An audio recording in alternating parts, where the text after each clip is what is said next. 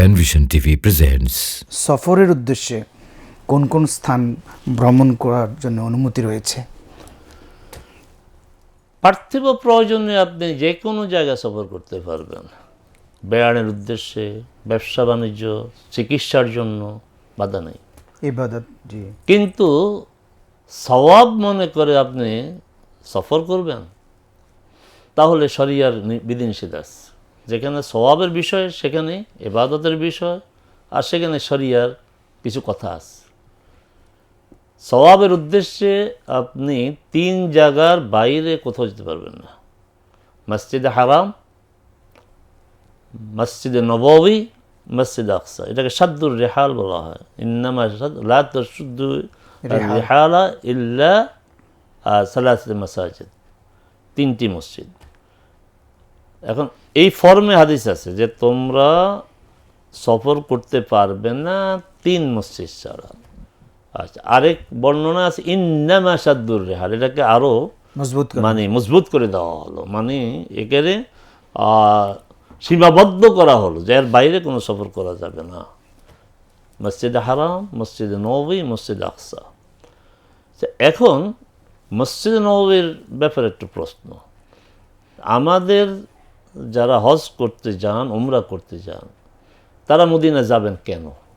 এই কেন ক্লিয়ার হতে হবে। এই মদিনায় যাওয়া যদি রাসূল সাল্লাল্লাহু আলাইহি ওয়াসাল্লামের জিয়ারতের উদ্দেশ্য হয়, এখানে শরিয়া আপত্তি কথা আছে। আর যদি মসজিদ নববী উদ্দেশ্য হয় তাহলে ওকে। এখন মসজিদ নববীতে কেউ যাবে, সালাত আদায় করবে, সে রাসূলের কবর জিয়ারত করবে না, এটা হয় না। তা আমি উদ্দেশ্য করব মসজিদে নববী, সেখানে সালাত আদায়, আর এই উদ্দেশ্যে ওখানে গেলে রাসূল সাল্লাল্লাহু আলাইহি ওয়াসাল্লামের কবরের জিয়ারত অবশ্যই হয়ে যাবে। আমি রাসূলের কবর বলছি বারবার, জি, রওজা নয়। এটাও কোনো হাদিস দ্বারা প্রতিষ্ঠিত না। রাসূল নিজেই বলছেন কবর। সাহাবে কেরাম এটাকে কবর বলেছেন। অতএব কবরকে আমরা কবরে বলি, রওজা ভিন্ন জিনিস। যারা হজে গিয়েছেন, উমরা গিয়েছেন, রওজা কোনটা? রাসূল সাল্লাল্লাহু আলাইহি ওয়াসাল্লামের ঘর তখন কবর হয় নাই।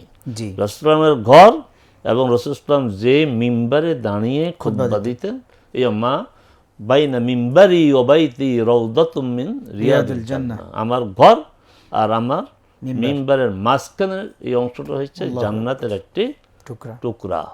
অতএব কবরটা রওজা নয়, কবর কবরই বলেন। জি মোহতারাম, এখানে মানে যে বলছিলেন যে মসজিদে নববীকে উদ্দেশ্য করে ওখানে যেতে হবে। এখন আমাদের মানে হাজিরা তো আসলে জানে না, ওনাদের তো এই বিষয়ে জ্ঞান নেই, বা আলেম ওলামারা এইভাবে স্পেসিফিকলি বলেন না। এখন যদি কেউ রাসূলের কবরের উদ্দেশ্যেই যান, না জেনে যদি কেউ করে, এটা সমস্যা। কিন্তু আমাদের আলেমদের দায়িত্ব ঠিক এই কথাগুলি বলা। কোরআন সুন্নাহ যেইভাবে যে বিষয়টাকে প্রেজেন্ট করছে, উপস্থাপন করছে, ওইটাকে ওইভাবেই বলা, গোপন রাখা যাবে না। লোকদের ইমোশনকে মর্যাদা দিয়ে আপনি কোরআন সুন্নাহকে আপনার গোপন করবেন, এটা তো ঠিক না।